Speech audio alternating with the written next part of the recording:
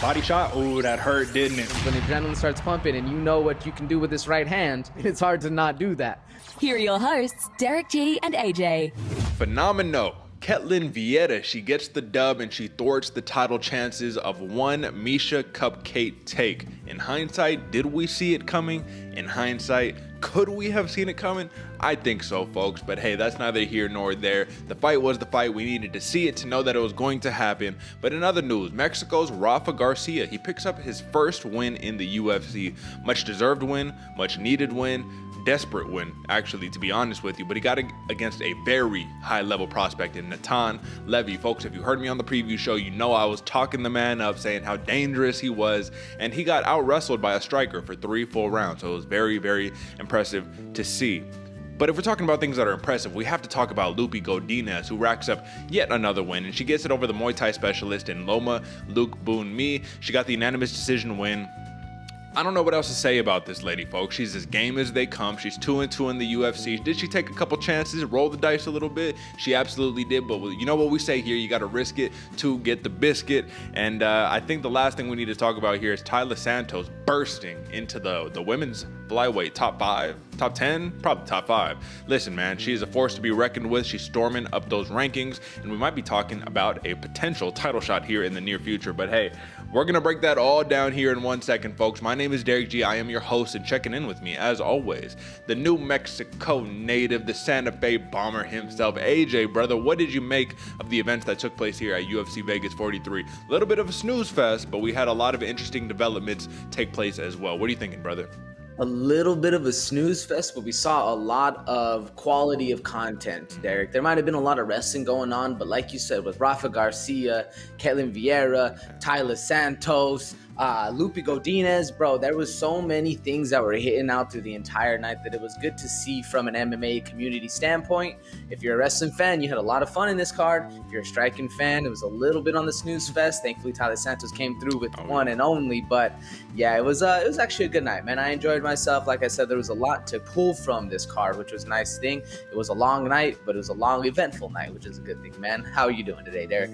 I'm doing good, man. I'm doing good. Got all the prep ready to go. Got everything rocked, locked in, focused, and I'm looking ahead now. Now I'm saying, okay, what do we make of the events that just transpired? You know, what is the future looking like in a couple different places? And of course, we're going to be doing, you know, the matchmaking. We're going to be doing the ranking review, the whole entire 9, all the fun stuff. But before we do that, folks, fight of the night. I think I hit this one on the head, folks. Adrian Yanez versus Davey Grant. What can I say? It had it written all over it, but then again, this was an easy one to pull from because, like I said, kind of uneventful night.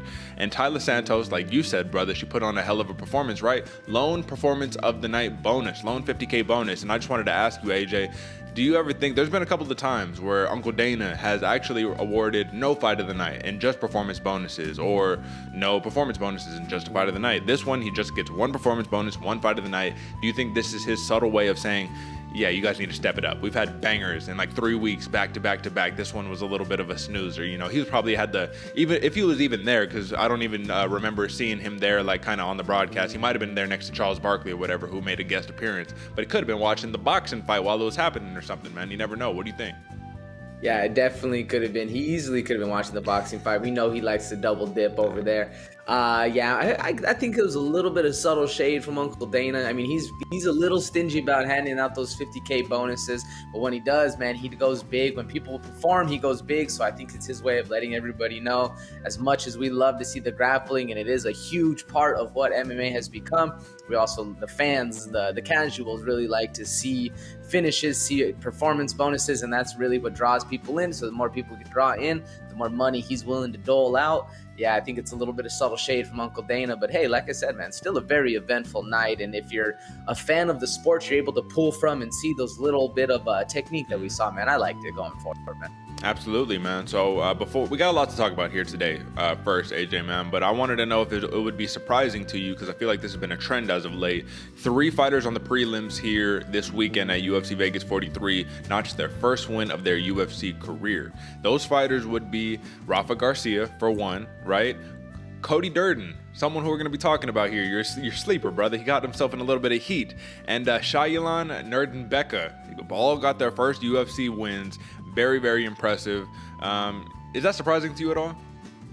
Yeah, a little bit, man. A little bit, because you really don't expect a lot of these people, and like Rafa Garcia, I think I'm pretty sure this is his third fight in the UFC. Yeah. A lot of the time, and you don't win those first 1, 2, especially 3, you get cut. Yeah. So it's kind of surprising to see that it's their first time getting the UFC win. I know it was Cody. Was this Cody Durden's UFC debut? No, I don't man. think so. This was his second fight. He lost his last fight to Cody Durden. Who did he lose his last fight to, man? I don't remember, but it was an interesting back and forth fight. It was Jimmy the Brick Flick. Oh, that was the flying triangle. Yes, sir, Yeah. No, so yes, again, to the point, still very surprising, because usually those ones that drop that first one, especially the second and even the third, you really start to see them kind of get swept under the rug. Absolutely. But not this time around, folks. They got highlighted this time around. And the one that really stood out, though, to me, AJ, before we move on to some actual breakdown and all that, Pat Sabatini fighting out of Philadelphia, man. One of 2 Philadelphia fighters on the card. Talk about a great wrestler. Yes, it was a domination wrestling heavy. Yes, man, but you don't want to mess with this man, Sabatini. At this point, he's 3-0 in the UFC, 5th win in a row, 3 finishes in those 5 fights. Oh, man. Did that impress you? Did that one really stand out to you? Yeah, I mean, stand out is a hard word to say in this one, because it was, we've said it already a million times, a very wrestling heavy match. So it's a little hard to stand out when everyone else on the entire card is doing the exact same thing you are. So stand out, not so much, but a good performance and a very dominating performance, yes. And I really liked what I saw from Pat Sabatini. I was expecting that one to be a lot more back and forth, but we got the wrestling we were expecting to get. So still a very entertaining match nonetheless. Absolutely. I think what stood out to me is that Tucker Lutz, I believe, was 12-1 going into the fight. A lot of hype behind him, and Pat Sabatini shut it all down completely from the jump. That's the domination that I'm talking about. That makes me say, okay, you are a problem, brother. We got you. All right, folks, enough of the chit-chat, enough of the recap like that, man. Before we do our ranking review, I do want to just give the record recap on the picks and on the over and unders, which is kind of a new feature because we recorded them and we made sure that we know who got what. So I went 4-1 on the night. Big night for me. AJ went 2-3, my man. Under 500 for this one. However, you had to risk it to get the biscuit, man, and you came close on a couple of them, the Tate pick and on the Davey Grant pick especially. But either way, man, these were so many decision fights that, once the momentum shifted for one fighter or the other, it just kind of went that way. So overall, I am 130-90 on the year. 113-107 is AJ. But what's interesting, my man, and I don't know how we're going to factor this in, but you won the over-under battle on that one, man. So out of 5 fights, all went the over, so we could have just bet the over for everything, and it would have worked. Or actually, no, I'm just kidding. The Joanne Wood versus Taila Santos was the only one that hit the under on that one. But so you went 4 for 5 on that. I went 3-2. I picked Vieira to win by some crazy form of submission, and I was heartbroken in between rounds 1 and 2 when Vieira's coach said, "Hey, stop grappling, pure boxing. What are you doing?" And I was like, God damn, all right. Well, I guess the way I envisioned this fight did not pan out. Real quick, before we move into the record recap, or the ranking review, AJ, excuse me, tell me what did you think of that, just in a quick sentence or two? Her saying, you're going to box Miesha Tate. That's what it's going to be. We game plan for this. We know you have the striking edge. What did you think of that? It was a little counterintuitive. I'm a big fan of feeding what you want to grow. So if you got a plant, you feed it what it wants. You let that grow. You don't put out the negative out there. And it really seemed to me like the coach wanted to stick to the game plan no matter what, whether it was going to work or not. And it made Ketlen Vieira look uncomfortable in the stand-up, because she was winning the stand-up battles, but she didn't realize that she was winning. She didn't realize that the power was affecting Miesha Tate going forward. When those right hands were landing, she didn't really feel like they were connecting, and it felt like if Ketlen Vieira would have just wrestled and got the domination, she might have won that fight a little quicker going forward. I heard her coach say, what are you doing? What's wrong with you? We're not here to wrestle. And I was thinking, like, man, she should crack her one time, a couple times with that right hand and then shoot the takedown. She might be able to get the finish. It was a little counterintuitive for me going forward, especially because Ketlen Vieira was kind of doing what she wanted to do on the feet. So I could see why he wanted to box, but at the same point, I mean, if the fighter wants to wrestle and that's the easiest path to victory, why not take the easiest path to victory and get the finish early instead of having it go 5 rounds long, drawn out, where she doesn't really feel comfortable. She looked uncomfortable on her feet. Didn't look like she was confident in her abilities, even though she was winning the exchanges in the stand-up battle. How did you take that one, Derick? Well, I hear you, man, and I understand where you're coming from. I just thought that Miesha Tate, I think everyone remembers her Hail Mary rear naked choke against Holly Holm in the 5th round to win the bantamweight championship, right? And I think they were trying to say, like, don't give her any path to victory. We know you can outbox her. Just outbox her. What was counterintuitive about it, though, I agree, is that, yeah, Vieira did not look comfortable, and it made it probably a closer fight than it should have been off pure boxing alone, especially because Miesha Tate has a deceiving stand-up game this time around, you know what I mean? It's evolved, it's different, it's a little deceiving, though, but that's a little bit of a foreshadow into the actual recap that we're going to do, AJ. It's time to take a step, brother, into the bantamweight division, my man. We have ourselves a little bit of a ranking dispute. All right, my man. So we saw our fight of the night. Davey Grant and Adrian Yanez. The always dangerous Davey Grant put up a very valiant effort. And first off, hey, man, we almost got a damn robbery report on our hands. However, it's all good. It's all settled. But one judge, I don't remember who the actual judge was, but he gave it 37 to Davey Grant. 30-27, excuse me, to Davey Grant over Adrian Yanez. In what world do you see that happening? No world. It didn't happen. I don't care what fight you were watching. I don't care if you were blindfolded. You could have even listened to the fight and heard that. That was not a 30-27 for Davey Grant. Rant aside, this puts Adrian Yanez in a very interesting predicament, AJ. And let me set the table real fast. Folks, the same thing that I said about Islam Makhachev when he defeated Thiago Moises, who at the time was ranked number 14 or 15 or something, it gave Islam Makhachev a really big bump and a big boost into the rankings. Yes, is there context that needs to be provided? Of course. Makhachev was already on a nice run. This was the one ranked opponent that was really going to set the table for him. All right, cool.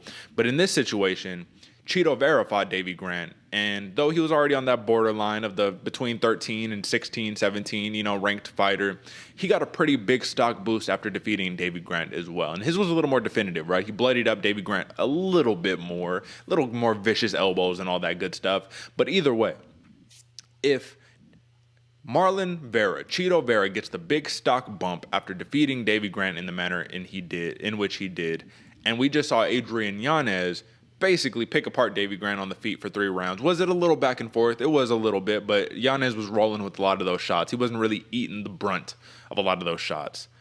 I think at this point, AJ, the question becomes, is Adrian Yanez right now a top 20, top 23 fighter, or is he now a top 15 fighter after the performance he just put on against Davey Grant? Now, before you answer this, let me just add one last part. You don't necessarily have to have a number next to your name to be able to be looked at as their top 15 in the world, right? So even if he does not get a number on his name in either of our rankings or the UFC's consensus rankings come Tuesday, is this man a top 15 fighter or a top 20 to 23 fighter, AJ? What do you think? I like the way you phrase that, Derick. Even though he doesn't have a number next to his name, is he still a top 15 fighter? 100%. It's actually a little, I'll save the full take for the actual matchmaking, but I do believe that Adrian Yanez is 100% a top 15 fighter. He deserves that level of competition. He's worked hard for it, and he has a talent to actually get past a lot of these people. Now, with how the matchmaking is going to go, there's some options. We'll get to that a little bit later. But I do think his skill set and the way he goes about everything, and not only that, the way his mindset has changed now that he's become the head coach of his camp, he really has the skill set going forward in order to be the top 15, breaking into the top 10 here soon with his next matchup, depending on how that goes. It's just going to be interesting to see where the matchmakers actually put this guy so that thought that I just had can actually be portrayed to the rest of the MMA community, because I think a lot of the people out there still think he's very untested. And I know a lot of the times when an opponent like Davey Grant gets beat by Chito Vera in such a definitive fashion, and then by Adrian Yanez, just a little bit less definitive, a lot of people look down on that last fighter who didn't do it as well as the first one, and they don't give him as much credit as before. But don't get me wrong, man. Davey Grant is an absolute dog, and the fact that Yanez was able to bloody him up as he did, roll with those punches like you're talking about, and not get hurt while delivering a lot of damage spoke volumes to me. And I do think that Adrian Yanez going forward is that top 15 level competition. What do you think, Derick? Is he up there, or is he a little bit lower in that top 20? What do you think? If you look at the people who were foreshadowing a little bit, have been calling him out after the fight, and who now want a little piece of the Adrian Yanez pie, I think it indicates in and of itself that he's the top 15 fighter. But then if you look at the way that his pure boxing is and the inability for people to get him to the ground, which Davey Grant tried one shot, zero success on that one, man. And he didn't shoot in again, so that's interesting. We'll talk about that more in a second. But people haven't been able to get him to the ground. He's basically boxing up everybody on the feet, making it look easy. I think it was Bilal Muhammad who tweeted. He said that Adrian Yanez is the best boxer in the UFC. I think Max Holloway would like to have a word with him about that. But either way, I think that the man is, in my book, he is a top 15 fighter.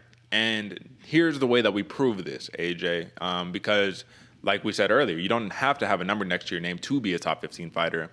Will he be a top 15 fighter in your rankings come Tuesday, AJ? Is he better right now? Do you think he gets the better of in a matchup, 3 rounds right now, ready to go? Sugar Sean O'Malley. Can he get it done? I know we're foreshadowing, brother, but this is how we have to determine. Can he be 15, 14, 13? Are we there? Can he get it done over the Sugar Show? I don't think so, man. I just don't see it getting done with how snappy and how long Sugar Show is. I think it would take a different approach for Adrian Yanez instead of being the counter striker, instead of being the one doing that stuff. Mm-hmm. I think that Sugar Show just gets the best of him at his own game, personally. What about Song Yadong? I think Yadong is just too strong, man. I think he just has the power, he has the technique, and he's not gonna get. When he does get hit and get bloodied up, he's not going to fade at all. That strength's going to stay there. It's going to be – that one's a little bit closer of a fight, in my opinion, just stylistically, because Yanez can have that counter shots going, but I think Song Yadong is just a little too rough for him. Okay, and I feel terrible about saying this next one, AJ, but just hear me out. The answer, Frankie Edgar. Can he get it done over the OG veteran, the former champion?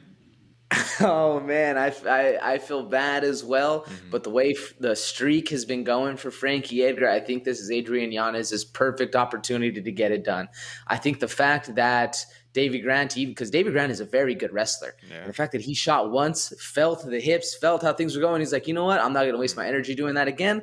I think Frankie Edgar will have a lot harder of a time getting things done against Adrian Yanez. That might be the one, even though he's higher up on my list. That might be the one that gives Adrian Yanez the hardest time. Well, so that's the point that I want to make here. Either an adjustment needs to be made in regards to where Frankie Edgar is in your rankings, or Adrian Yanez has found himself to be a top 10 fighter. You know what I mean? It's either one of those things, because you got Frankie Edgar at number 10. You know what I'm saying? I have Frankie Edgar at 15 in my rankings. I think he can get it done in a very close, contested matchup against Frankie Edgar, because he is no slouch, man. He's no scrub, even though he's lost a couple, got highlight reeled. That's whatever. But he's 15 in my book, so I think Adrian Yanez might be entering my top 15. However, I'm undecided, and if anything, he is for sure in my top 17 fighters. I know that's a very arbitrary cutoff number, but yeah, I think he's in my top 17.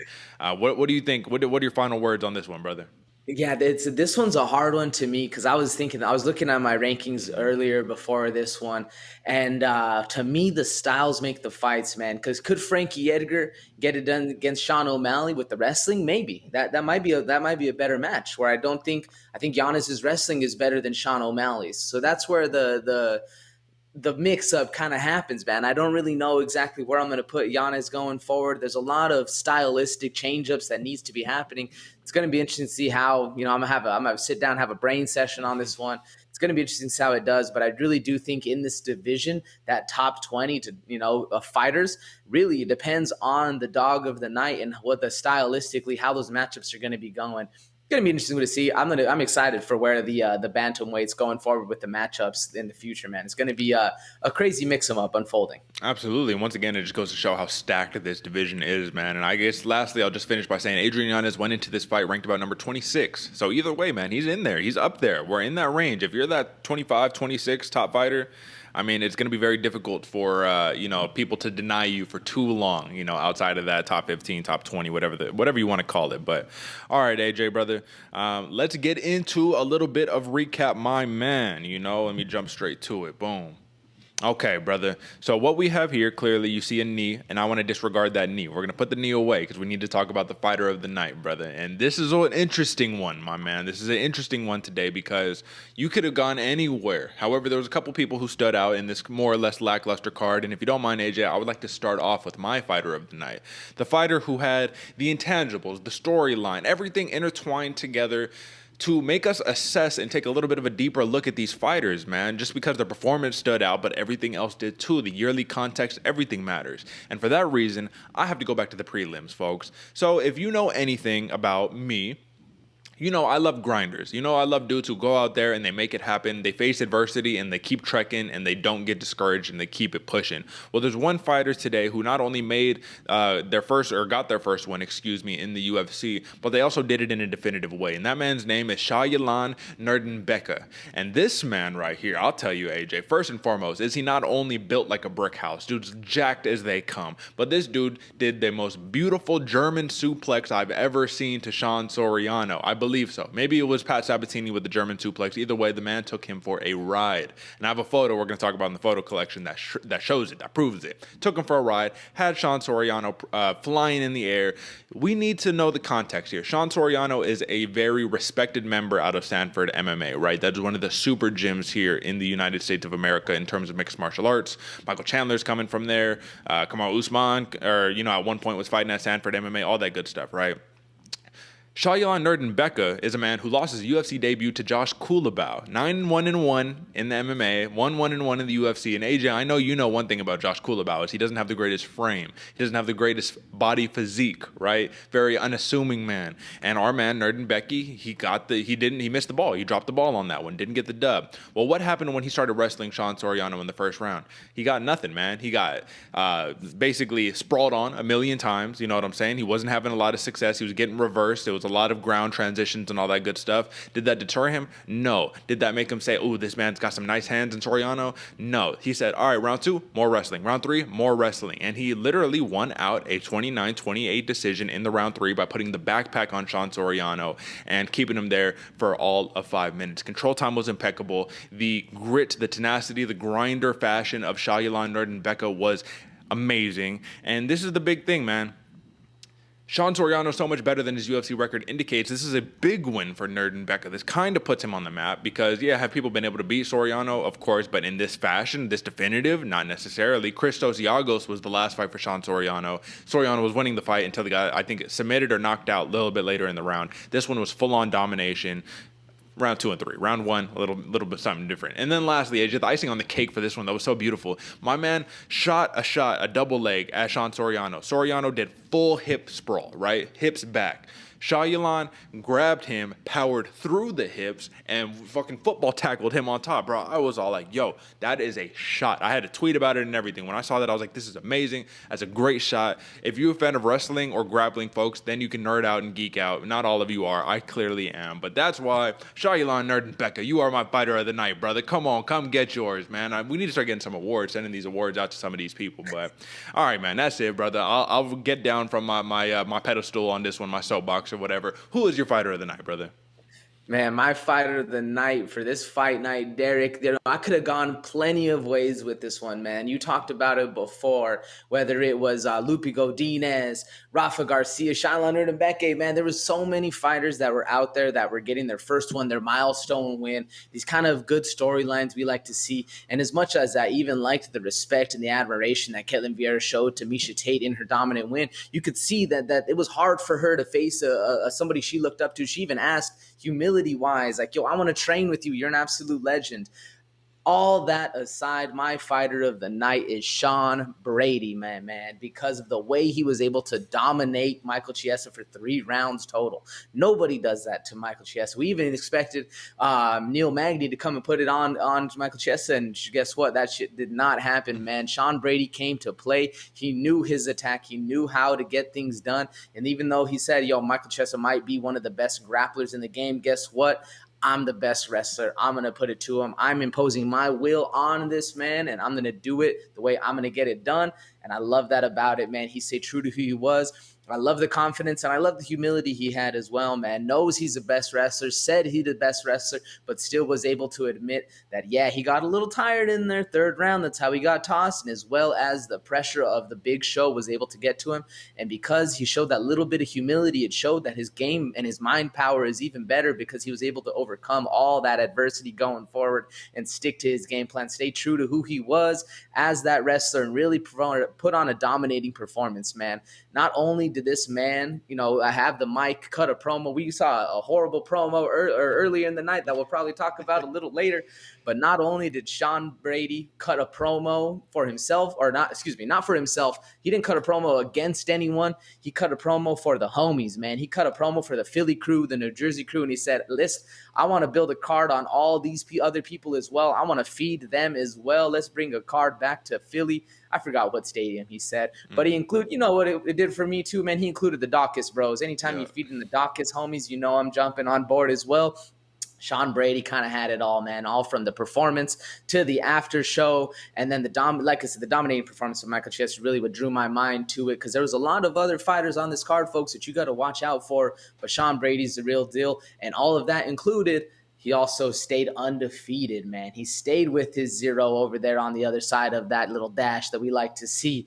It was a very impressive night for Sean Brady, and I like the way, one, I liked his performance, but two, I liked the way he handled himself after when everything was going. He dropped the veil a little bit, showed people who he really was as a man, and I really enjoyed seeing that coming from an MMA fighter. For all those reasons, Sean Brady, you're my fighter of the night. Very impressive one going forward, man. Good job. Right on, folks. So if you like the segment, the one is very unique to our program right here, Fighter of the Night. Not the Fight of the Night. UFC got you covered. Not performance bonus. UFC got you covered. But the Fighter of the Night. All the intangibles mixed in together, storylines, context. That's what we provide here on this show. Drop a like, subscribe, as always, folks. I didn't say it earlier, but I'll get it out the way right now. BloodyWaterPodcast.com. On Instagram at Bloody Water Podcast, and on Twitter at Bloody Water Pod. Most importantly, folks, is you just hit up our YouTube channel, type in Free Thinkers Club. That's the channel name, or the show, of course, Bloody Water Podcast. What you are watching right now. Subscribe, like. We're at 291 subscribers right now. We've been saying just for the last 2 weeks or so, get us up to 300, man. We've almost jumped up 50 subscribers in the last 3 weeks or so. Thank you guys. You guys are far too kind. That's why we grind out day in, day out. That's why we got the theme, the red, the blue. Look at that. It's uncanny, man. I got the red and the orange shirt, my Ren Goku for Demon Slayer. Shout out. You know what I'm saying? You got the Iron Mike, the blue, the red, the blue. Listen, we do this, folks. How many times do we got to say it? All right, AJ, let's jump into what the people want, my man. A photo collection. And let me jump back to this knee. A rising knee. I needed to just jump straight to this. Finally, it happened, my man. Rising 32. I showed you the poster a month ago. It finally happened right here. Wasn't able to catch a lot of the fights, man, but it's still fun overall, man. And I just wanted to just kind of start off with this. This is a beautiful thing to see. I love the lady fights. I've always been a big fan of these ones, man. I know a lot of people, it took them a while to get on board, but I think we saw with Taila Santos submission today, there's a lot to be offered in these women divisions. And for this one specifically, a knee straight to your face is just a brutal thing to watch. And even more brutal, when you got the petite frame of these women fighters. However, savages nonetheless. Give me a take on the photo, brother. Ooh, this is one of those knees that if you're shooting a shot and you see that knee coming, there's nothing you can do besides eat it. And the women fighter, I'm sorry, I don't know the names. She's eating the hell of a knee on this one. Lucky for her, though, it wasn't the point of the knee, a little bit more thigh, but that thigh still cracks. Absolutely. And that's what they say, right? Most time when people get hit with the flying knee, it is the meat of the thigh. Either way, that's something that knocks a few teeth out and rearranges the nose. For sure. AJ, I talked about going for a ride earlier, my man. This is the photo I'm talking about. Nerd Becky. Look at that. Soriano's feet off the ground. He's in midair flying, just yo, man. All right. I imagine you got to think, in this split second, what are you thinking when you're going flying? There's a couple of times where I've gone flying, in jiu-jitsu and whatnot. People took me for a ride, and it's not fun. I tell you, it happens in a split second. But at the same time, there is that moment of, oh no. It's that, oh no. And then you're just flying, man. There's even a couple times where I've said it, where I'm literally getting tossed and I'm God damn it. You know what I'm saying? You see it coming. You know it's coming. You can't stop it. I would not want to be on the receiving end of that. However, also common. I told you, my man Nerd Becca is built like a brick house. Look at the six-pack on the man. Looking incredible. Give me your take, brother. Extended through the abdominal six-pack, Derick. Yeah. He's extended back where you're not supposed to see him flexing, and that rock hard six-pack is still popping off, man. Yeah, this is a great time. You can see it in Sean Soriano. Sean Soriano. I almost said Sean Brady. Sean Soriano's face, he's even saying, oh, shit, here we go. He's getting tossed. And I've been there a couple times, too. When you see it coming, you feel it coming. Next thing you know, you're in the air looking up oh, man, am I really? Yep, you're getting tossed. That's exactly what it is. Great show by Rebecca. Absolutely, man. And then to keep the theme, man, this was the first fight of the night. This is Luana Pinheiro. Listen, man, Montserrat Ruiz 2.0. I'm just kidding. But if we're talking about head and arm tosses, man, she was hitting those all day on Sam Hughes, man. It was very impressive. This was in the first round, of course, because this is where all of her gas comes from. Round 2 and 3, it starts getting a little slow. She starts slowing down a little bit. But either way, Pinheiro had a very impressive performance. She moves to 2-0 in the UFC. Let's not forget her first UFC win was against Randa Marcos, where she got illegally upkicked in the face. Got the win, passed out over there. I think she had to be stretchered out. It was a very interesting scene. She got a comeback win. This was a much deserved win. What do you think of the photo, though, brother? I mean, look at that. When you look at Pinheiro, yeah, she's a good grappler, but you don't really expect her to just be tossing people like that, right? Yeah, man, you don't expect to be tossing people. And this is another one of those tosses that just happens like that. Oh, yeah. You're good. You feel their hips shift. And next thing you know, you're looking up like, oh, shit. Yep, here we go. And going for a ride on this one. Great picture. This is, you could even see her leg extended all the way. Had to get that extra hip action in there. Yeah, cool one. You would have heard, excuse me, if you were listening on the broadcast, DC talk about this a million times, just saying, you look at how she whizzer kicks every time through the throw. Whizzer kick. It's true. I mean, fundamentals, man. Fundamentals win the game. AJ, man, this is another one with DC right here. I just thought this was a feel-good moment. I'm going to bring it up a little bit bigger. This is DC and our boy Rafa Garcia, my man. We've been hyping up this dude for a while. We know he's a banger. We know he could crack. But he finally got the much-deserved win here, the first UFC win. He praised God. He did the whole nine, man. This dude was really in his emotions about this one. And then he gets a photo with DC. This is a photo to remember. I think he's going to really, keep this moment for a really long time. What do you think about this, dog? Yeah, man, you nailed that one on the head, Derick. You could see the exuberance in his smile. He's taking it all in right there. It makes me happy to see when, you can take that moment because, everybody, you just got the win. This is your time on the mic. You're in front of the camera. You think you're going to be a top dog, and you have still the mental clarity to be like, yo, this champ over here, bro. This is DC. Let me get a pick, man. This is cool. I like this one a lot. And it kind of just reminds me, I don't remember if she asked for it, if he asked for it, but when Valentina Shevchenko won her last title defense or the one before that, DC was like, yo, let me get a photo, man. What's up? And they had to get the photo off one time. All right, brother. Now let's take all of that lightness, and we got to go into a different direction, my man. And I want to give a little bit of a disclaimer before I talk about this, my man. This program never in its creation has ever been intended to disparage anybody, to knock anybody when they're down, to kick anybody when they're down. This is something that we just talk about. We have a news wire. It's not to disparage anyone, but it's just to see what's going on. Word on the street, man. Just like if you in the hood or anywhere else, hey, what happened to so-and-so? Oh, I heard da-da-da. It's one of those types of situations. And this one, we don't know all the context behind it, but we do know one person's story, and we know backlash that has occurred. So we're talking about a man who won your sleeper matchup, Cody Durden. He got a big win against Arichi Long, excuse me. He moved to 1-1 in his career. He had a draw and a loss, so actually he had 2 fights prior to this one. First one of the UFC career, like I said, man, he was a minus 150 favorite. However, my man, let me pull this one up. Got to pull up a little heat. So I'm going to bring this up a little bit bigger real quick, okay? So there's a couple of tweets from some fighters who have been just talking about something that Cody Durden said at the end of his fight. And he basically said, he was trying to cut like a little promo, you know what I mean? Trying to get a little hype. Follow me on Instagram, all that good stuff. He was like, yeah, I had to send that dude back to China, where he's from. And people were like, yo, bro, what the fuck? No, chill. Racist, motherfucker, you know what I'm saying? They went on that hype. I'm not going to lie, man. We got 2 brown folks right here, you know what I'm saying? I'm not going to lie. I didn't take it as that. I looked at it as this man was more just in the moment, cutting his promo. I didn't see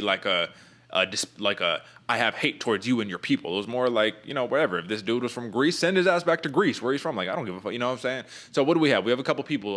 We have a man in Mohammed Mokayev, right? He says, I don't like Cody Durden's racist comment in his interview. Should I smash this guy for my UFC debut? Casey O'Neill says, fuck Cody Durden. Racism is never cool. POS, a.k.a. piece of shit. Jamal Hill says, wow, way to shit on your own performance. Shake my head. Way to comfort, say that ignorant shit. Way too comfortable to say that ignorant shit, which is, listen, man, Jamal Sweet Dreams Hill, shout out. Julian Marquez says, well, that dude's a cunt.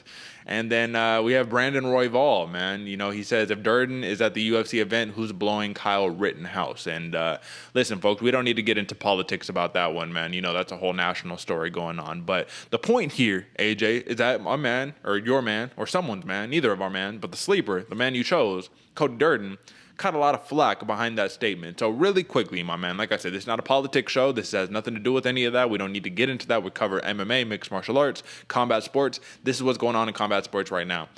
As a fellow man of ethnic background yourself, Do you think there's a little bit of a reach here? I think it's a little bit of a reach by them, Derick. He said, I'm going to send him back to China where he's from.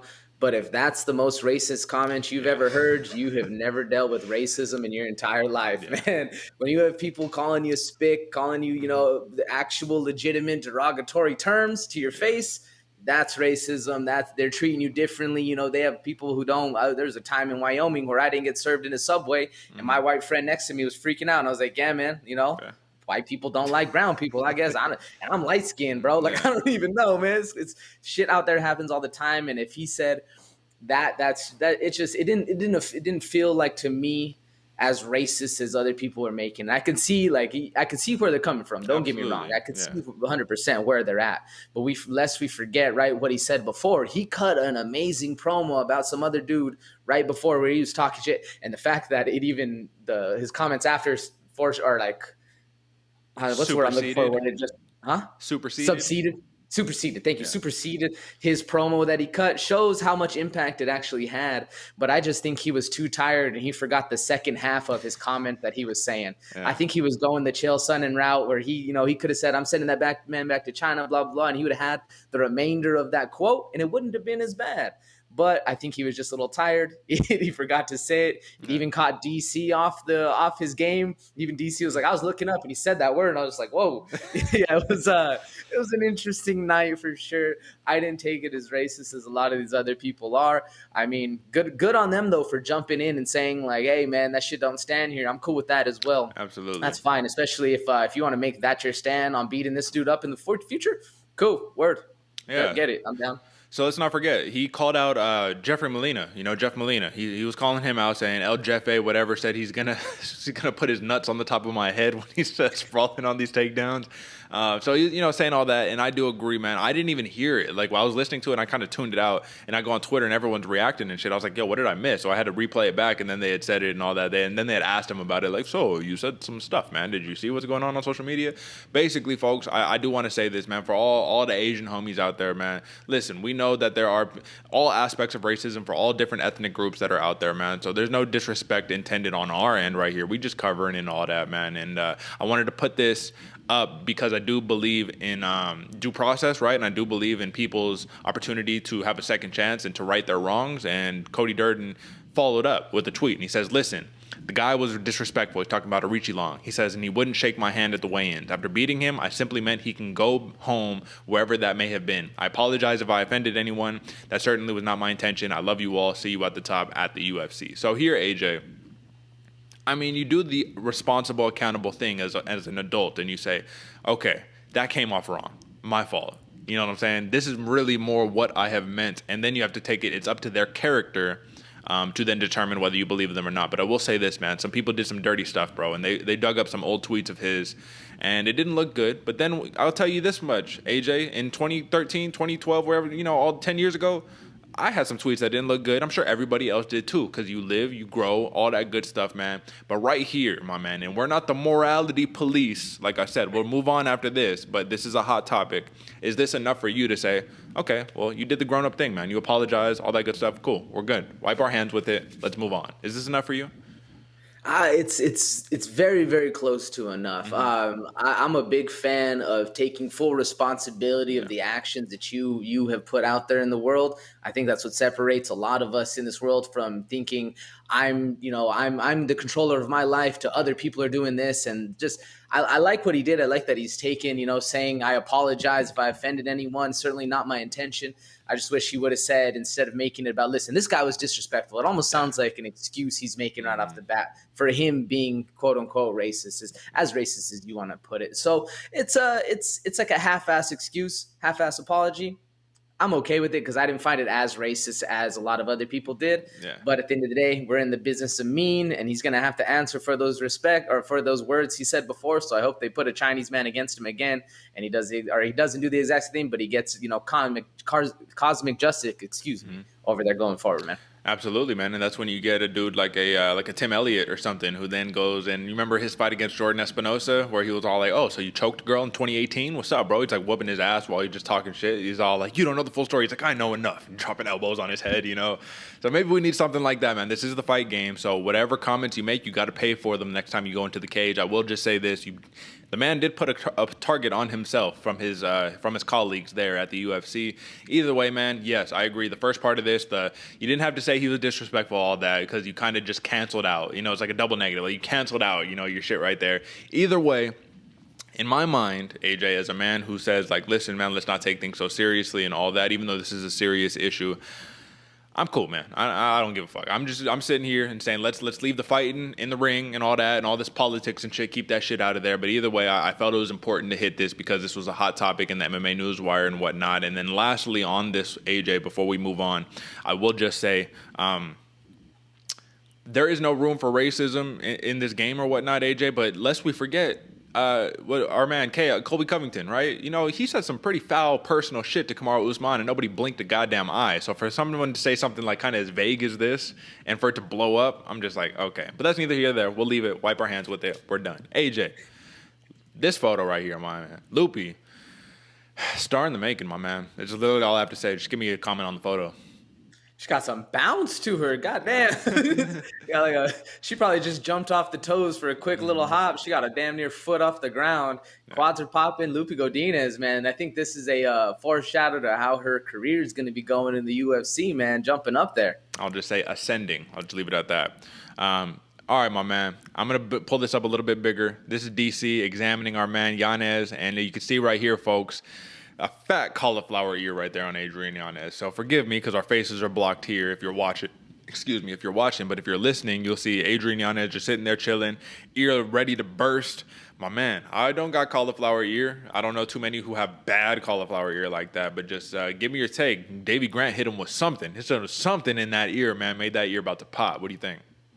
Yeah, I think it's better he caught those lumps on the ear than on the chin, though, at the end of the day, you know. I think that cauliflower ear saved him from taking a couple dirty on the button. But, yeah, man, what I like about this, you could tell that Adrian Yanez really had a lot of emotional investment in this fight going forward. This was a tough one for him, especially with all the side stuff on the outside of the ring going on. But, yeah, that's there's going to be some drainage coming from that ear going forward, man. Absolutely. That's probably from all the shoulder rolls, right? You know, ear out, tucked in on the shoulder. I'm just saying, man. Classic boxing 101 right there. Lastly, AJ, last photo, my man. I'm just going to say this real quick. I'm going to say it again when we recap it. Really quickly, though. Tate has some good stand-up, right? But Vieira has some really good stand-up in terms of the power that she packs behind her. And I just feel like Miesha Tate was not ready to go toe-to-toe in the stand-up with Ketlen Vieira because clearly we saw Vieira's punches landed much harder, much more impact. This wasn't just like a, straight elbow, cut her up. No, you beat up that face all day long. I feel a little bamboozled here, AJ, just because I think Miesha Tate, she got ascended, she got hyped up a little too much based off of previous performances as opposed to what she's currently capable of. And when you get into that top 10, top 5 of the women's bantamweights currently right now, the young guns, I mean, it's not the same thing, brother. It's not the same thing as fighting a 40-year-old Marion Renault, you know, the oldest fighter on the roster who was in a retirement fight. It's not the same thing. But like I said, we're going to hit that in the recap in a second. Just give me like 1 or 2 sentences so we can move on this one. This photo, I mean, like I said in my fighter the night breakdown, I love the respect that they have. I love seeing, you know, the embrace, even the bloody embrace, man. This is cool to see. But this fight, really, what happened with that face of Miesha Tate going on is the difference of A to B versus looping those shots around. And really, man, Vieira took advantage of that straight and narrow path. Put it to Miesha Tate. Yeah, we'll talk about it a little more later, but good photo. Absolutely. So that's the photo collection, folks. Once again, if you like the good stuff, man, we put a lot of time into curating this for you. Drop a like, all the fun stuff. Enough said. All right, man, let's talk about it. Davey Grant versus Adrian Yanez. Yanez gets the split decision win. Was it really a split decision? Absolutely the hell not. It was not. It was a unanimous decision across the board. Whoever gave the 30-27 in favor of Davey Grant, you need to never judge a fight ever again. Ever. And I do believe it was a more or less a respected name that did score it this way too, so it's very disappointing. The over cashed on this one, over 1.5 rounds at -160, so you're welcome, folks, because we cashed that one in for you. But my prediction didn't come true, and I don't think yours did either, man. Or maybe did you call a decision or a KO on this one?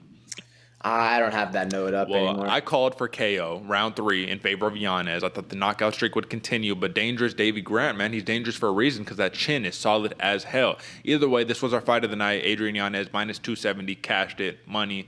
Listen, the hands is looking impeccable. We talked about it earlier. Takedown defense is looking nice for Yanez, but I was actually surprised to see how much success Davey Grant was having, man. He was having success. It was the trickiness. It was all the switching stances, the switch kicks, the crazy loopy shots, man. For whatever reason, it works for him. It just does. And it's one of those things, AJ, do you agree here when I had said that when you're a technical boxer and you know how to move in a technical manner, you know how to move against technical punches, when someone starts throwing untechnical, wild, you don't know where to go because it's coming from the most random angle you could. Like Davey Grant was literally throwing from the hip, winding up, big hook, and landing like multiple times. I was like, man, this is so impressive. Yes, did Yanez roll with a lot of it? Yes, of course, but I think do we legitimately need to put Yanez in the conversation for top boxers in the UFC? I mean, he's very young still, man, but he just looks different when he's in there moving, bro. And there's something to be said about that, where he passes the eye test 100%. What do you think? Yeah, 100% passes the eye test. The best boxer in the UFC? I don't think so. One of the best? He's getting there. He's definitely getting there. In this matchup, to me, man, what the big takeaways I had when it was a technical fight, Yanez was winning. But in the war, Grant was getting it done, man. In the war, this dude, you cannot count him out, man. Davey Grant is an animal. The jab of Yanez was crisp. He was hitting him. He was fast. But Grant carries power all the way to the end. And in my mind, when I was watching this fight going on, all the quote, and I apologize because I forget who said the quote or who was the first one to claim the quote, but it was if you fight to finish the fight, to get that finish, you're not going to win a decision, and that's exactly what Davey Grant was doing. He was looking for the finish, and he was just getting pieced up A to B. Where Adrian Yanez, he was working for those points, getting the jab going and bloodying up, battering up Davey Grant. It was a good fight, man. I really liked this one. It was a lot of fun to watch. Absolutely. So I just wanted to ask you this question before I say this, man. Or let me say this first, then I'll ask you the question. So I thought this was the same thing. Kind of like the Vieira versus Tate. A to B won the dance. This is what won the fight for Yanez. A to B, all the loopy stuff. This is what I said in the pre-show. I thought Yanez would be able to exploit all the loopy shots of Grant, and he did. So that was kind of easy to call. But if this fight went 5 rounds, who do you think would have won? It's not as definitive as one of the other fights in the matchup. I forget if it's actually on the thing. Regardless, it would have definitely been a lot closer because I feel like Yanez would have had more amount of buildup or more, what's the word I'm looking for, like volume in the strikes going. Yeah. So he easily could have had a lot more points going forward. For Davey Grant, man, you just cannot count out that gas tank. Yeah. It would have been a lot closer a fight. I do agree it was a unanimous decision. That split is out of absolute left field, but it would have been a lot closer of a fight if it was 5 rounds for sure. Yeah, absolutely, man. But either way, this was a really big win for Adrian Yanez, and we'll talk matchmaking in 1 second to see where we're going to match him up next, AJ. Listen, man, Rani Yahya is just undeniable, man. This was a fight where he was winning, then he was losing, then he was winning, then he was losing, then he won. And AJ, I was saying this when the mics were still cold, man, but now that they're hot, I got to get it off my chest again. I felt like this was some self-sabotage in the corner of Kyung Ho Kang. Mr. Perfect was not so perfect this time around. Lots of mental lapses, man. Fight IQ was not on par here. We both mentioned, Kyung Ho Kang has all this great top control and all that. But once it was apparent early on that Yahya, once he got a hold of Kang, was not letting him go. He was not going anywhere. Well, then you had to have realized, all right, switch the game plan. We're not going to go try to do that wrestling stuff. I have the clear advantage on the feet. I have the reach advantage. I'm picking him apart. I'm hurting him multiple times on the feet. Let me hurt him, and then let me just throw a blind leg kick so he can grab my leg and take me down. Let me hurt him, and then overextend on my combo so I run straight into him, and he just takes me down, so I'm there for the rest of the round. In round 2, he punted the round, man. He literally got taken down, and he just like, all right, I'll just wait till round 3, get back on. He lost the fight 29-28. Rani Yahya is doing incredible things at the age of 37. However, he is very much in that Damian Maia camp still, to where on the feet, man, you can get it done against him. You just can't let him grab you. And that's as simple as that, man. What did you think of this fight? Yeah, I agree. Self-sabotage by Kyung Ho Kang for sure. Because, man, he was doing well on the feet, man, piecing him up. But then just absolutely losing all ground control. And credit to Rani Yahya, man, sticking to the game plan and knowing the fact that if he can get his hands on him, he can start winning the fight, because he was. And any time, man, any opportunity that Yahya had, he controlled the ground, started working for position, and maintained it very, very well. So all credit to Yahya on that one. But damn it, Kong, like you were so close, man. You had him hurt so many times. And what I liked about this fight too, Yahya showed that he's not just dangerous on the bottom position, but he's also dangerous on top. It's just one big glaring hole in his game is that if you want to stand this dude up and he's not able to take you down and you want to be technical about it, you want to maintain that distance, not overextend, start throwing. And we even saw Kong realize it in the middle and start throwing those big uppercuts, but he would just overextend through it. And then Yanni was able to get it down. Yeah. Frustrating fight on my end because I chose Kong to win this one. And when I saw him making those changes in the middle of the match, like I said, throwing those big uppercuts, throwing that knee, he almost had a flying knee timed perfect. If Yahya would have shot like everybody thought he was going to, a lot of the times what happened, they'll shoot first, it goes on the exchange, and then they shoot instantly again. That's what Kyung Ho Kang was expecting. Missed that flying knee just by a little bit, but that would have been a game changer. Yeah, should have stuck to the stand up on this one, my man. I'm with you, man. And it's interesting because Rani Yahya, he looks old on the feet, but once you get to the ground, that's a spry young man right there at a prime age of 37 years old. So he picks up his 13th win in the UFC, 13-4-1 in the UFC officially.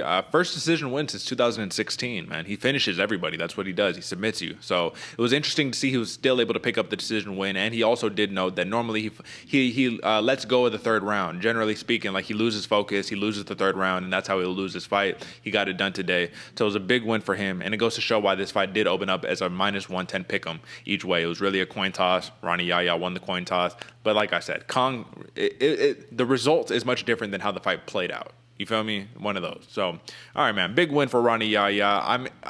It'll be interesting to see where we match him up again next, man. Because at this point, he's just taking people out left and right. All right, the lone finish, AJ, on this card. The lone finish on the entire card, which is a crazy thing to say, came in the form of a submission by Taila Santos. And Joanne Wood is not off to a good start with her new surname. Number 5 in the division, not anymore. Crazy, AJ. You go from having a bout booked with the champion, Valentina Shevchenko, to the champion getting injured, to saying, I'll fight Jennifer Maia because I want to stay busy, I want to stay active, to losing that fight, to losing your next fight, to fighting Taila Santos and losing that fight, to now somehow, some way, probably going to be at number 8, number 9, number 10 come Tuesday in terms of your ranking. Very, very far away from a title shot. Not going to happen in the near future until she racks up another 3, 4, 5 wins. But Taila Santos is on the opposite end of that spectrum, and she is surging. She's ascending. She's skyrocketing up the rankings. She's 4-1 in the UFC, 4 wins in a row, 3rd submission win in her career, 10 KO wins overall. Dog, is Taila Santos the real deal? Like, obviously, she got past Joanne Wood, but this was a good matchup for her, I thought. But is she truly the real deal? Like, if I pulled up the rankings, hypothetically, right now, and looked at the women's flyweight division in the top 10, do you think she could get past most of those names? I do, man, and I think the next fight going forward, she's going to be I'm not saying title contention in the next fight, but I'm saying one of those contenders right there that has a lot of weight behind their name. I think Taila Santos is the next big deal in the division. It's going to be interesting to see, man. This fight, everybody thought that Joanne Wood had the advantage on the feet. Taila Santos proved us wrong, man. She's got some absolute bombs in those hands, and it was nice to see. We've been hyping up Santos for a long time, so I'm finally excited to see her getting a little bit of the respect she deserves, man. Where do you think she's going in the next one? Do you think she beats a lot of those top 10s? I think that she does. However, I don't think that they need to skyrocket her straight up to, okay, one more fight and you're fighting Valentina. No. Valentina is Valentina. So what I think needs to happen is she needs to kind of slow roll, fight the number 7s, the number 5s, or she already got number 5, right? But like the number 7, number 8, number 4, like 3 more fights or something like that. And then it's like, okay, you get those done in definitive fashion, then we're talking title shot. But then again, Valentina's running through the division so heavily and so crazy, she might just get the next shot just because there's nobody else to give it to, you know? I will say this about Taila Santos, man. Her physique is incredible. Her frame is incredible. And I think that it's a little like have you seen just like her traps, man, her shoulders, her back, like she's jacked, man. She's ready to go. And I think that's part of the key that's having that power advantage over these fighters, man. It felt like when she touched Joanne Wood was like, whoa, hold up. Like, I haven't been on this ride before. And let's not forget, Joanne Wood was spending the entire press conference before, or, you know, the pre-fight interviews talking about she hasn't fought people at the same caliber of the people that I fought. And it's like, that doesn't matter when you get touched with that power. So, I don't know, man. I want to say this was it was a really big win. But it's also goes to show, like, is Joanne Wood, and don't get no disrespect here, man, because I'm a big fan of JoJo. I'm a big fan of the Scottish Raider, right? But is she as legit as we thought she was? Like, is Taila Santos that good, or did Joanne Wood have a bad performance, or is Joanne Wood maybe just not to the caliber in which we thought she was? What do you think? No, I do. I think Joanne Wood is still up there, man. I still think she possesses the technique, the skill in order to get things done. I just think this new breed of women fighter that we're seeing that actually has KO power is something different that nobody's ever seen. I think that's a lot of the reason why, Valentina Shevchenko, she has the power and the technique, so she's kind of in a league of her own. But really, a lot of the old school vets like Kat Zingano or I'm blanking on the names, but a good one is Amanda Nunes as well. Girls just can't handle that pressure and that power that she puts on. And now a lot of the other female fighters are really starting to come to that. We even saw it in the Ketlen Vieira fight. That power was pretty crazy. Yeah. Taila Santos has that same kind of power going forward. I think just it's hard to deal with when you're used to getting tagged up a certain way. You know, you're feeling those shots. You're like, oh, I could take this. I could take this. You get one. You're like, oh, what the fuck was that? Like, damn. And she, in my mind, I always remember that one Luke Rockhold fight against Yoel Romero, where he got KO'd against the ground, and he's looking up like, what the world was that?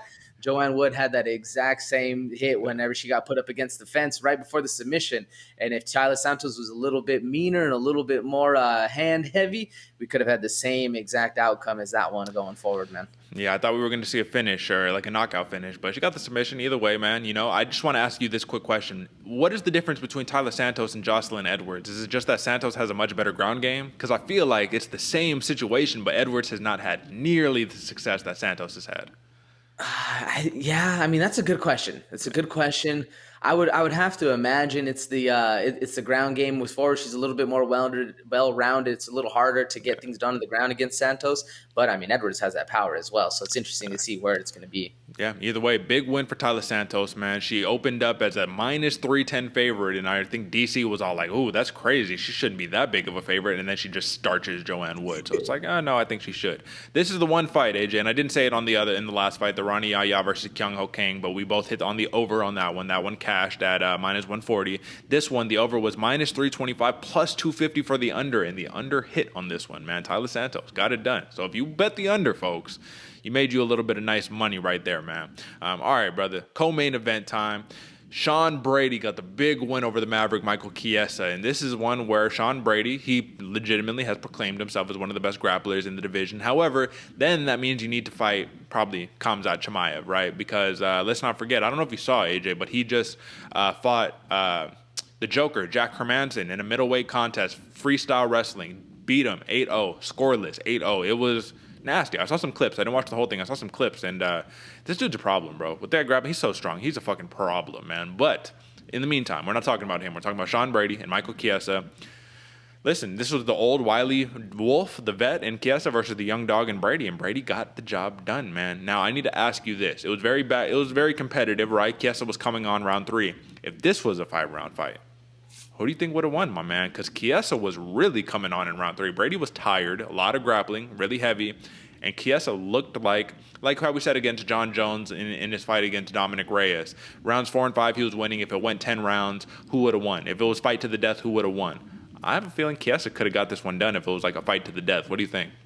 Yep, this is the fight I was talking about before. If this was a 5-rounder, Chiesa would have ran away with it, man. He really put his hands to work in round 3. His coaches, and what I loved about this one for Michael Chiesa, his coaches came to him and was like, yo, you need to empty the gas tank. Yeah. You need to not take it down. You need to put your hands to work. Yes, sir. And he just went right at it, started doing the work. It was crazy to see. You love hearing that athlete listen to the coaches and get the game plan working, man. If this was a 5-round fight, Michael Chiesa would have easily ran away with this one because Sean Brady was gassing at the end of that one. Yeah. Man, it was cool to see the fact that Michael Chiesa was able to turn things around and get that going, actually get the game plan implemented. If he would have done it from the beginning, it would have been a little bit better of a fight for him. But I mean, when somebody's at full tank, it's hard to do. Absolutely. And I will say, Chiesa, it felt like there was a mental switch because in rounds 1 and 2, it seemed like he was treating it more like it was a grappling match than it was a fight. You know, he was just like, oh, good job. Slapped Brady on the ass in between rounds. Like, oh, good. Shit, I got taken down on that one. Damn, It's like, no, but this is a fight. You need to, turn it up. And Sean Brady, he had no problem with turning it up, man. From round 1 to round 3, he was turned up the full way. The only problem is that gas tank only holds so much, man. Either way, this was a really definitive win for Sean Brady. And it was interesting because Chiesa won the exchanges on the feet. It was all grappling from Brady. That was all the big win, the big takeaway. 5-0 in the UFC, 15-0, man. This is the first decision win since February of 2020, the start of COVID right there. So big win for Sean Brady, my man. This is going to definitely bring him into that top 5 mix, top 8 mix in that welterweight division. But we need to see him in another fight, man. I need to see something a little more definitive on this one, man, because now the question becomes is what's up with that gas tank? What's up with that cardio? This was a big win, not trying to take anything away from his performance. He was your fighter of the night for all of the reasons you've already described. And listen, man, him and Gavin Tucker, who is his clone, his twin, right? The other dude who looks just like him with a bunch of tats, man. I think they're going to cause some serious problems in their respective divisions. But Sean Brady is the real deal, in fact, my man. All right, brother. Main event. This is really it right here. A to B versus the loopy shot. Vieira got the A to B. She got the win. Miesha Tate didn't want to really engage in the grappling that much. She tried a couple of shots, but she didn't really force the action, which is where I thought she could have forced the action. But for Ketlen Vieira, my man, cashed on the over, right? And on the Brady Chiesa fight, we cashed on the over. You cashed on the over. I didn't cash on the under on this one. But, my man, let me elaborate a little bit on what I was saying earlier. Miesha Tate, man, is she right now? She got the win over Marion Renault and somehow, some way got up to number 8 in the division. I truly believe this was because of her past accomplishments as opposed to what a win against a 40-plus-year-old Marion Renault should necessarily get you. But either way, let's just talk about it. Come round 3, round 4, were you like, okay, Vieira's running away with this fight? Because I saw people saying 3-1 Miesha Tate going into round 4. And I was like, are you fucking crazy? Like, you could have argued Vieira won all 5 rounds. Like, there's an argument to be made there, right? It's not the strongest of arguments, but if you think about who was landing the more impactful shot, it was Vieira from round 1 to round 5. Who was pushing the pace? Yeah, Tate was, but she was getting cracked on the back foot. Her face was bloodied up at the end of the fight. I don't know, man. Like I said, I feel a little bit bamboozled because Vieira is the real deal. We already knew that. But Miesha Tate, she's no slouch, man. Stand up, look good. I don't know really what to take away from this fight. What do you think? Yeah, I had it 3-1 going into the 5th for Vieira, man. I think just the fact that you have your foot on the gas pedal and pushing forward, but getting cracked, you're basically a walking punching bag, man. It's not a good look for you. If you have your foot on the gas pedal and you're slipping those punches and getting in and controlling the pace and the distance, yeah, that's a whole different story. To me, this one, man, Miesha Tate just looked undersized. She looked like she was a weight class down. Ketlen Vieira was the big bully on the block, beating up Miesha Tate. Even though Miesha Tate was trying to take it to the bully, she was still getting pieced up, and the power differential was just way too drastic to see. I mean, not much to take away. Miesha Tate has this weird, like, wide. You can't really see my arms right now. She's just like wide, down one way, hand up. Didn't really make sense to me whenever she would throw that hand out and the right of Ketlen Vieira would just come over the top and crack her in the face. It was a very interesting approach that she had going forward. Maybe it was just kind of confused because that's what it did to me. It confused me. Like if I was seeing that, I'd be like, why is your hands out there, man? I'm just gonna throw like straight shots down the pipe. You're not gonna be able to block them. Like that's exactly what we saw happening. It was very interesting to see. I was also curious as to why, and it could have just been because Ketlen Vieira's ground game was so good that Miesha Tate wasn't able to get the hands locked, wasn't able to get the takedowns. And I think she did, and it was either round 1 or round 2, but Ketlen Vieira just stood up instantly. Oh, yeah. Basically, the power was insane from Ketlen Vieira. So not really much, I mean, besides the fact that Ketlen Vieira is the real deal coming forward, and I think we overhyped Miesha Tate a little bit. I got fooled by this one. I picked Tate. And it was a show by Vieira, man. There's no way that it was 3-1 going into the 5th for Tate. If you're a blind rat over there, there's no way. Yeah, man. I'll just say this is what I said in the pre-show. I said that Miesha Tate, she was able to be the bigger fighter against Marion Renault, but this time around, Vieira has the reach and the height and the frame. So that's what in the pre-show, that was what led me to kind of pick Vieira because I'm like, all right, well, let's see how Tate can handle one of these bigger opponents, not just someone small who's kind of running away the whole fight. And no disrespect, man, because I'm a big fan of the Belizean bruiser. But Marion Renault, we said there's one thing she needs to do to win the fight, and that's move forward, not run backward the whole fight, and that's what she did. For Vieira, I think one of the reasons why Tate wasn't able to kind of initiate the grappling as much too is because one combination was landing all day for Vieira, and it was the uppercut left hook combo. And if you know, if I'm shooting in, I'm either getting hit with an uppercut or a knee. We should probably not go this route. I think that kind of lent to it a little bit. Either way, man, it was kind of rinse, wash, repeat, round 1 to round 5. And when Tate did get the takedown on Vieira, she basically dog walked over to the cage, used the cage to help her get up. And the ground games were pretty equal for both of these fighters. It really came down to who won the boxing, and that was Ketlen Vieira. all day long, man. So big unanimous decision win. She's 6-2 in the UFC. 50% of her wins have come by decision, man. The other 50% are all via stoppage, man. So people have been saying it's a matter of her living up to her potential, man. That's why she's being judged so harshly. It's because people know how good Vieira is. And listen, this thwarts the title hopes of Miesha Tate. So last thing on this one, AJ, do you see Miesha Tate contending for a title ever again in the rest of her career? Whew, maybe not in this division, but the one underneath, I forget what they're fighting at. Whether I think it's 135, Yeah. right?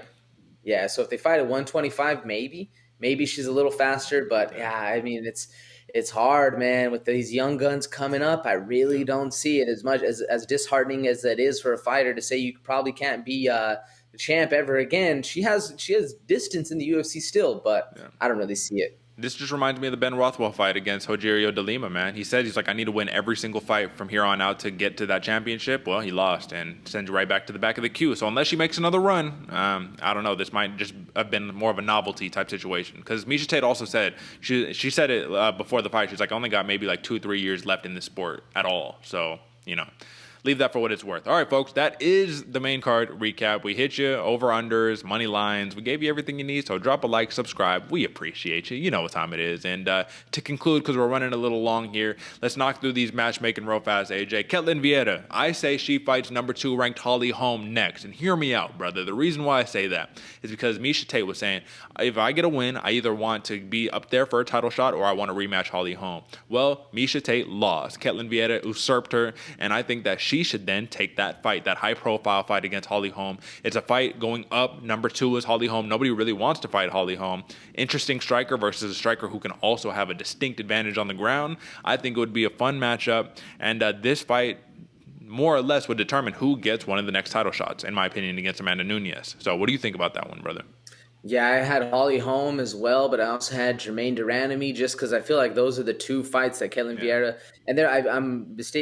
Correct me if I'm wrong, but I believe the fighters under there are already all matched up. Yeah. And those top 2, top 3, counting Amanda Nunes, I don't think anyone's gonna fight her anytime soon. Besides, she does have a matchup coming up, but it's in Pena. She's fighting Pena at 135. Pena, there we go, Juliana Pena. So I think I like the Vieira versus Holly Holm matchup a little bit more, but it would be nice to see Jermaine Durandamy get in there and mix him up again as well. And I will say, GDR, Jermaine Durandamy will not be fighting anytime soon because she said she's unvaccinated, not willing to get the vaccine, and just it's tough to travel and do all that stuff for her. So she's kind of taken herself out of that picture because I think she's a cop as well, man. I don't think fighting is her full-time job. I'm pretty sure she's a cop. Okay, Sean Brady, number 14. He bumps up to that number 6 spot if you're in my book right here by defeating Michael Chiesa. And I say he fights, remember the name, Bilal Muhammad next. I think it's a good test. I think we don't need to fast-track the man too fast to get up there to Kamaru Usman. Bilal Muhammad has good wrestling defense, and good striking, and cardio for days. So that's why I picked this matchup, because I want to test the cardio of Sean Brady again. What do you think about that, and who do you have, brother? I like that one. I like that one a lot. It makes a lot of sense if you're looking to slow roll Sean Brady, get those wins, keep it going. It's a hard name, man. Bilal Muhammad's a very hard name going forward. You leaked my pick a little bit earlier, my man. I want to see him versus Khamzat Chimaev. Oh. I think that wrestling is absolutely insane. I think that'd be a great fight for Sean Brady. And talk about name recognition. Either way, like if Khamzat Chimaev is able to get it done against Brady or vice versa, I think either of those dudes are going to skyrocket their stock going forward, man. I like them both. I think if you're the publicity expert, you're going Khamzat, but if you're the fight expert, you're going Bilal Muhammad. I like the Chimaev pick. The only thing that I don't like is when I just saw him absolutely ragdoll a middleweight in Jack Hermanson. It makes me a little worried for the hopes of Sean Brady. So I don't know if we should, like what I'm saying, it's like all the 15-0, you want to throw into the dogs like that. And I know Michael Chiesa is already being thrown to the dogs, like fighting against him. I'm just saying, man. Either way, if Brady wins against either of those fighters, he's legit a top tier, probably top 5er right there. Taila Santos, man. This is interesting because with this win, it gets her up to number 5, takes Joanne Wood to number 5. It's like we can either go top 5, and from there on, man, it's like we're basically saying you're up for a title here next, or you could slow roll her, and I'm a fan of slow rolling her, so I think she should fight someone who's coming off a big win herself in KGB Lee. Andrea Lee, she's number 7, 2 wins in a row that she's racked up, 13-5, and I think that the improved takedown defense for Andrea Lee, along with the striking acumen of Taila Santos. It's going to be a fun matchup, back and forth. The winner of this fight moves into it as a legitimate top fiver. What do you think? Yeah, I like that. I see where you're coming from. Santos might be too powerful for Lee, though. But Lee proved us wrong in the last one, so who knows? That's a good fight going forward. I also had a slow/fast route I wanted to see Taila Santos go on. The slow route is Lucky Lauren Murphy. I think that's a good fight going forward. It's a hard one. It's going to be hard contested. It's still above her, so she still gets that progression moving forward at least. I kind of like the KGB fight a little bit better, to be honest with you, though. It gives her more time and more confidence in her abilities that she can face those top-tier fighters. I mean, Andrea Lee has been in there for a long time. I like that one a little bit better than the Lauren Murphy. The Lauren Murphy fight is very hard and very fast, so interesting to see, though. I think that'd be a really grinder fight against Lauren Murphy. A lot of wrestling. This one would be a little more interesting just because both of them got good stand-up, so that'll be fun. For Rani Yahya, man, it's like, what do you do, man? He came in at number 33. Kyung Ho Kang was number 44, so I'll give him a couple spot jump up, man. But I say that he fights a young prospect in number 23 ranked Jack Shore. The man is 15-0, and he already has a fight lined up against Umar Nurmagomedov that's going to be happening in March 19th of next year. So I say win or loss, he has to fight Jack Shore because there's nobody else in the division that's in that respective range that has the submission acumen that Jack Shore does. And I think at this point, Yahya needs to fight grapplers and submission specialists because if you look at his resume, his last five, it's not like he's fighting the most notable names. It's very cherry-picked, like hand-picked matchups. So I say Jack Shore. Prospect, young versus old. You know how I get down. What do you think, dog? Yeah, young versus old. I like that mix-up as well. So another dude who's kind of on the rise, a little bit more well-rounded, a little bit more powerful. We know Yahya is dangerous on the ground, but I want to see how he stands up against someone who's also very well-rounded, but very, very powerful himself. I went with Lucky Timurvayev, man. It just, he's coming out, he's banging, he knows how to get it done, stand up and on the ground. It's a hell of a jump up for Yahya. I don't know if he'd be ready for it, but it'd be a good fight. I mean, Yahya ready for anything, man. Yeah, this is an OG of the game. I don't know if Believe is ready for Yahya right there. That's what we should be saying, man. But all right, brother, I like that one. That'd definitely be fun because Believe is such a talented grappler himself. Not the same thing as jiu-jitsu, but he's a really good wrestler. Adrian Yanez, man. So this was foreshadowed, right? The Sugar Show called him out. He said, I would like to fight Adrian Yanez. But I personally, so before he said that, I already had this written down. I think he should fight the winner of Paiva and O'Malley. So it's not guaranteed that O'Malley wins, right? Paiva, he's a dog, right? We saw it in his last fight.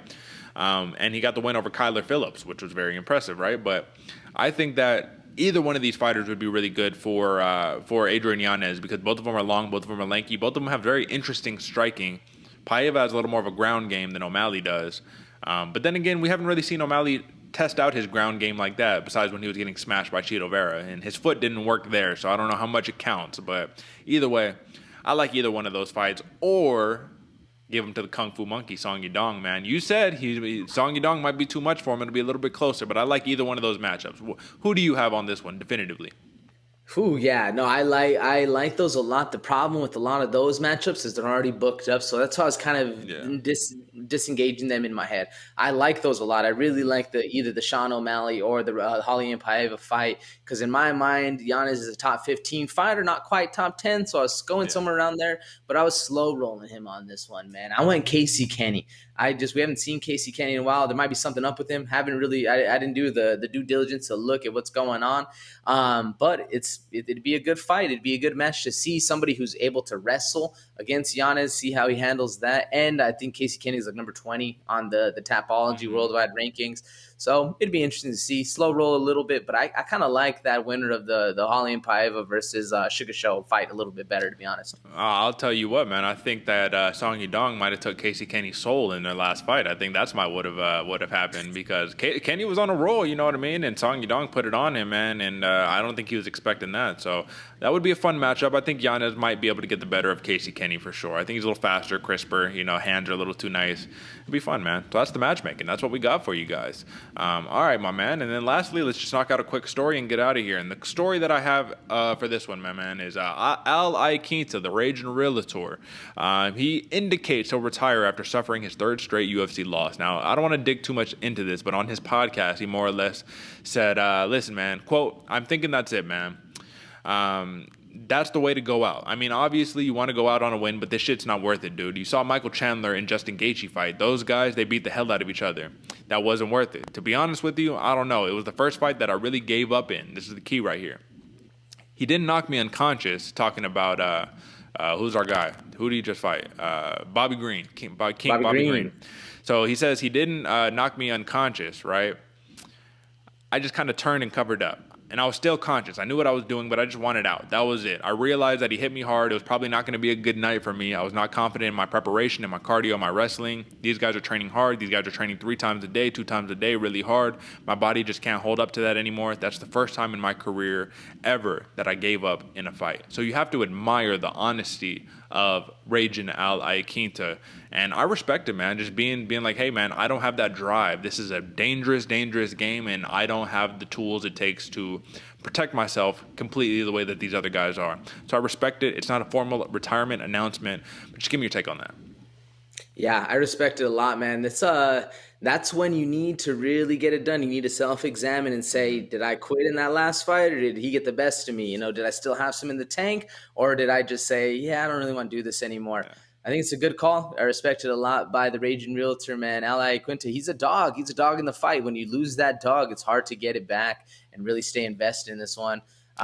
Interesting to see how he'll go about it, man. Absolutely, and that's really all I got for the Newswire on that one, man. Just leave off on that big story, and I just will say the roughest time to ever figure out, or realize that you don't want it anymore, the worst place to do it is in the cage, right? You know, it's like literally, because you have no outs. You're locked in a cage. There are no outs. You know what I'm saying? So you can't be like, hey, I quit, I give up. But, you know, if this was one of those other situations, you know, it's like, nah, bro, you can't. Sorry, you signed the contract, homie. Now get that ass for 15 minutes, you know? But either way, man, you got to respect the career of Al Iaquinta going, 25 minutes with Khabib, you know what I mean? Not getting finished by the man on like a week's notice. Very impressive stuff. Impressive career overall. That's the Newswire, folks. All right, guys. So, listen, man, next week we got Rob Font versus Jose Aldo, man. That's going to be a banger. UFC Vegas 44, I believe. Listen, man, I'll just leave that for what it's worth, man. I'll let y'all kind of sit on that a little bit, examine, try to think who you might be having as a favorite, and we'll let you know who you really should be picking come Friday at 8 a.m. You know, we do this, right? Mondays and Fridays, 8 a.m., folks. Short clips drop at noon on Mondays and Fridays, and you can find everything at bloodywaterpodcast.com. That's the hub. That's the home. That's where we get it done at, folks. We've been doing this for a really long time. Look at this, episode number 98. So next week, we will be hitting episode number 100. Might be able to do something special. I don't know. I haven't really thought about it too much. Either way, I appreciate you, brother. Great work, as always, my man. And hey, give me any last words for the people. Ooh, man, no, just same as always, man. We appreciate all the love, all the likes, the comments. It really helps out the algorithm. You know, we're here doing it day in and day out, week in, week out. We'll be here grinding. It's a good looking poster for the next one, man. We'll see what that poster score is. Tune in for the next show to see the full breakdowns. You know, we'll be getting you that money coming forward. Thank you so much, man. Tuning in. Love it. If you made it to this part of the episode, that's what's up. That's the fam right there. Thank you so much. We appreciate it all over there. That's right, man. So tell your friends all the fun stuff, but most importantly, folks, have a good rest of your week. How about that? You know what I'm saying? Stay solid, stay ready. It's coming up close to the end of the head-to-head pick'em, man, so stay tuned in for that. All right, folks, until next time, peace.